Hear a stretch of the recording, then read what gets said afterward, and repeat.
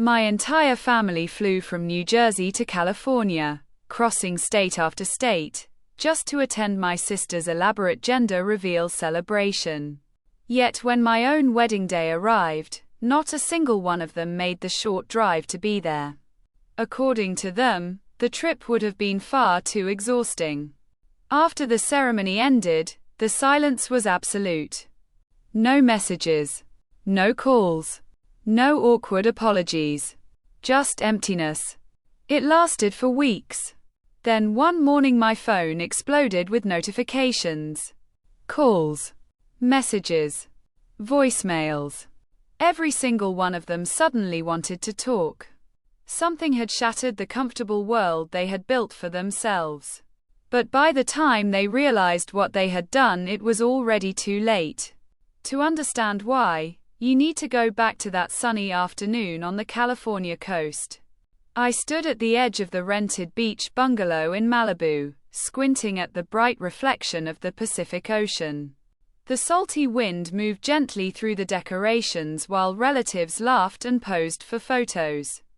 That was the moment it finally became clear to me.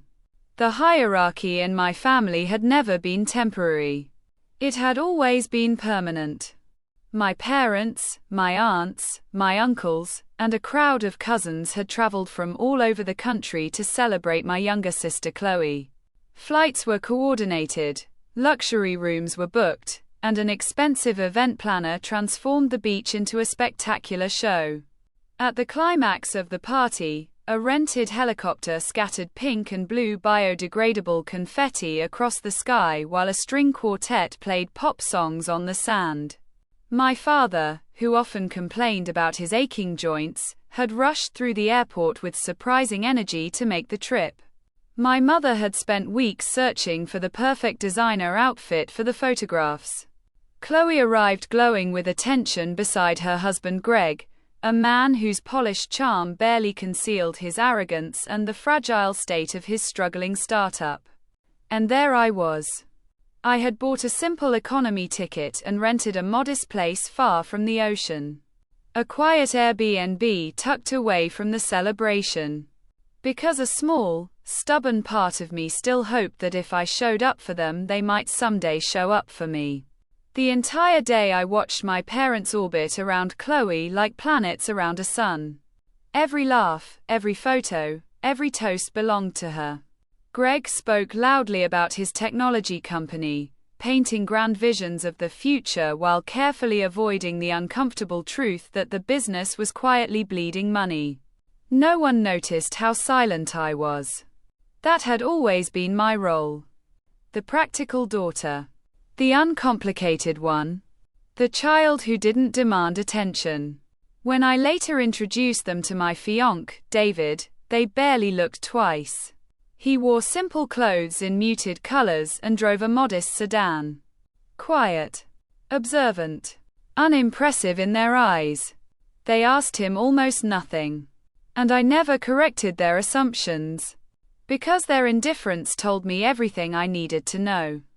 Not long after that celebration, my own wedding day arrived. The ceremony took place in a peaceful estate in the Pocono Mountains, surrounded by gardens and old willow trees. As I prepared in the bridal suite, my phone screen remained painfully empty. No messages from anyone who shared my last name. The venue was only a short drive from my parents' home. Still, the row of seats reserved for my family remained completely untouched. Days earlier, my mother had called with a carefully rehearsed tone of mild regret. The trip, she explained, would simply be too tiring. My father's back was hurting. After traveling across the country for Chloe's pregnancy celebration, they were exhausted. When I gently reminded her that they had just crossed the entire nation for my sister, she sighed and asked me not to be dramatic. Chloe's pregnancy was high risk, she said. They needed to support her. A wedding, according to my mother, was only a party. A gift would be sent instead. Soon my aunts and uncles offered their own convenient excuses. A summer cold, a golf commitment, car trouble. It became painfully obvious that a quiet agreement had formed among them. My wedding simply wasn't worth the effort. But something they didn't understand was that the quiet man they had dismissed was not an ordinary employee. David was the founder and managing partner of Horizon Ventures, one of the most aggressive and well-funded technology investment firms on the East Coast. The estate where we married, the place my mother assumed was a public park, actually belonged to him. It sat within a private nature reserve that he maintained with quiet pride. We had never hidden our life out of spite. We had done it to protect our peace. I knew my family well enough to understand what would happen if they discovered David's wealth.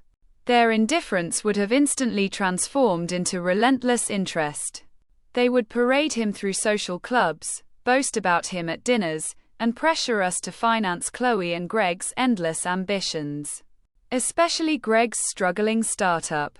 For months he had been desperately trying to secure a meeting with executives at Horizon Ventures. He complained constantly about the invisible barriers that prevented him from reaching the leadership of the firm. What he never realized was that the man he wanted to impress had already been sitting quietly at our family table listening. When David slipped the ring onto my finger and we were pronounced husband and wife, something inside me finally felt free. The reception that followed was warm and joyful. We celebrated with people who genuinely cared about us.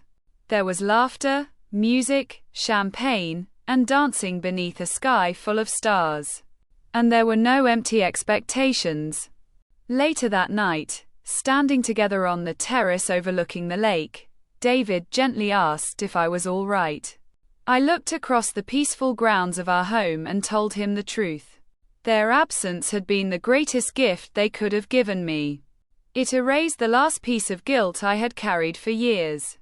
I had spent most of my life shrinking myself to fit my parents' expectations, downplaying my achievements so my sister would shine brighter, enduring quiet dismissals in the hope that someday they might see me. But when they refused to make even the smallest effort to witness the most important moment of my life, they made the choice for me. They removed themselves from it. Time passed. Eventually Greg secured a meeting to present his startup to Horizon Ventures. He walked into the glass boardroom at the firm's Manhattan headquarters full of confidence. He believed his presentation would save his company. But when David finished reviewing the documents, he calmly outlined the fatal flaws. Unstable finances. Inflated user numbers. No proprietary technology. The verdict was simple. Horizon Ventures would not invest. Within hours, my phone began vibrating endlessly. Calls, messages, voicemails from every member of my family. I answered my mother's call while sitting peacefully on our back porch with a cup of chamomile tea. Her voice trembled as she begged me to convince David to rescue Greg's company. I let her speak until she ran out of breath. Then I replied calmly. My family is my husband and the people who came to celebrate our wedding. You once told me that a short trip to see me was too exhausting. So you'll understand why walking into my husband's office and asking him to risk his company for someone who ignored our invitation feels far too exhausting for me. Then I ended the call. Their numbers were blocked. The connection was finally gone.